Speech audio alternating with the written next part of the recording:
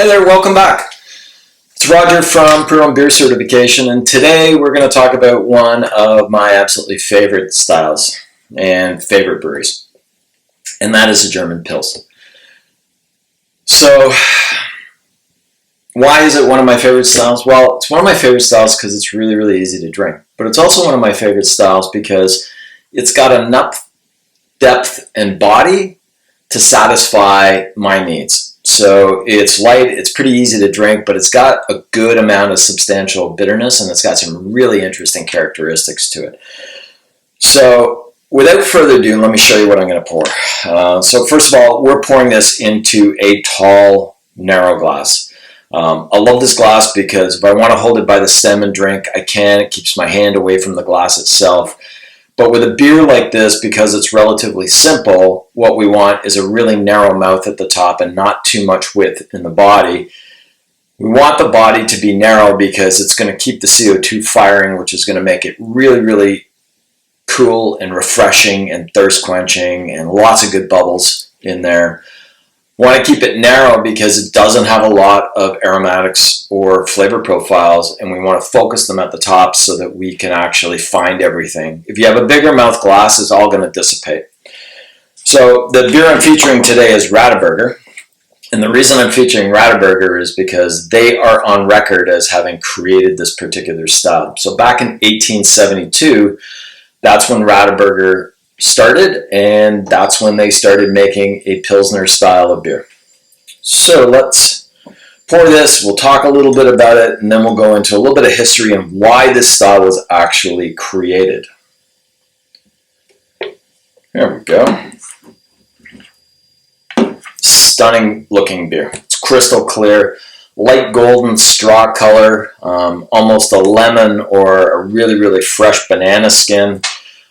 Really brilliant snow white foam. It's very thick and creamy on the top. It almost looks like shaving cream if you look at it from the top down. You can see the bubbles on the inside, but incredible beer and an incredible beer to drink.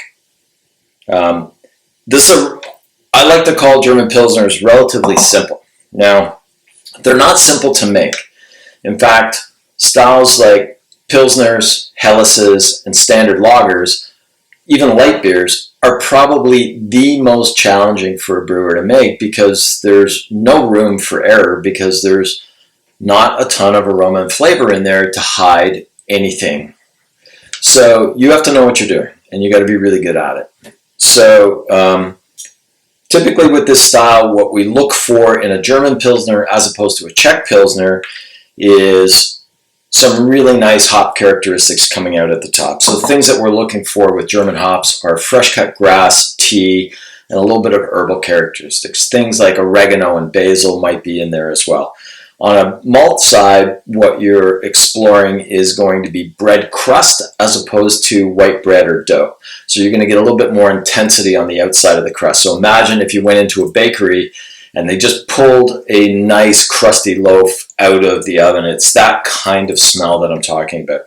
You might get crackers. You might get some cereal notes on this as well. Every once in a while, depending on the yeast strain that is used, you might find that there are some fruit notes. So you might get a little bit of apple and pear on there. It is not typical of this style, and it isn't something that we would always look for, but it's not out of the realm of being possible. You might, from time to time, get some sulfur notes on these beers.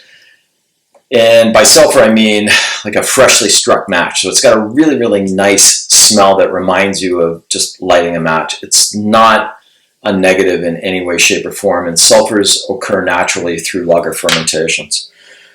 So the thing with a Pilsner, whether it's a Czech Pilsner or a German Pilsner, is they go through long fermentation, so anywhere between 7 and 10 days, and then the aging process takes an additional 21 days at bare minimum. So you're typically looking at a month to produce a beer like that. So it's relatively expensive in the greater scheme of things. So talked about color clarity.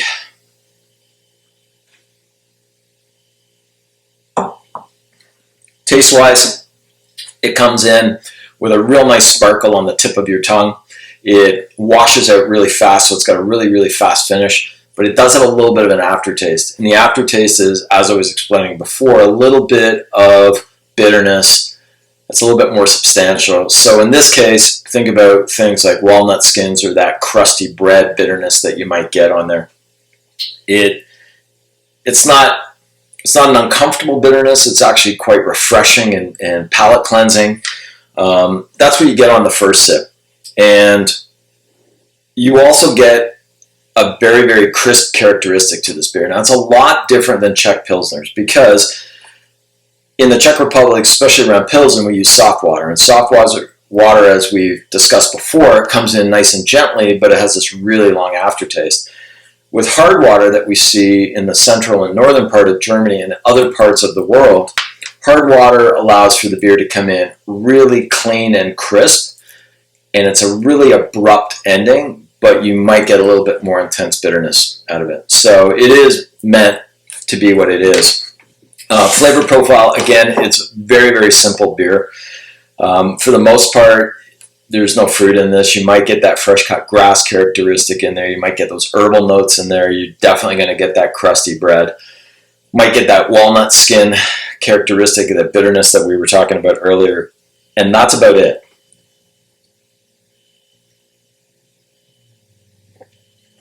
Yeah, it's fantastic style.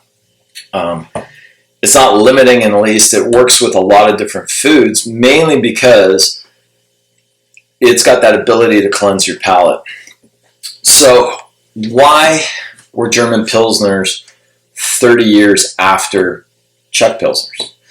And the answer that you'll find out next week as well, and I'm going to talk about it today, is that Hellas's came in between. So Czech Pilsners came in and basically revolutionized the industry. Everybody wanted to drink these light golden beers.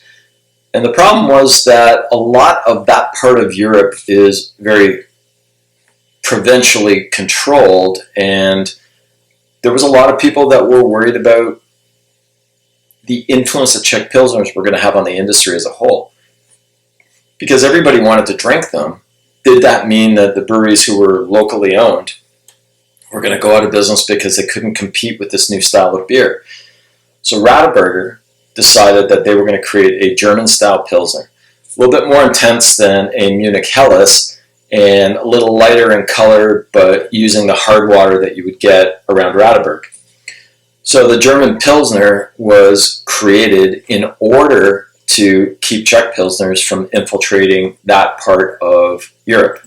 And you'll hear the same story when we talk about Kölsch, because it is really the same fear of what Czech Pilsners were going to do.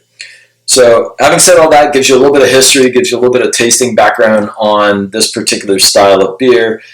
And then next week, we're going to take a step back in time and we're going to go and explore the Munich Helles. And it's a lighter version of a German Pilsner, but remember, it came first before the German Pilsner. So I hope that you've enjoyed this one and that you'll come and join me next week for a look at Munich Helles. Cheers.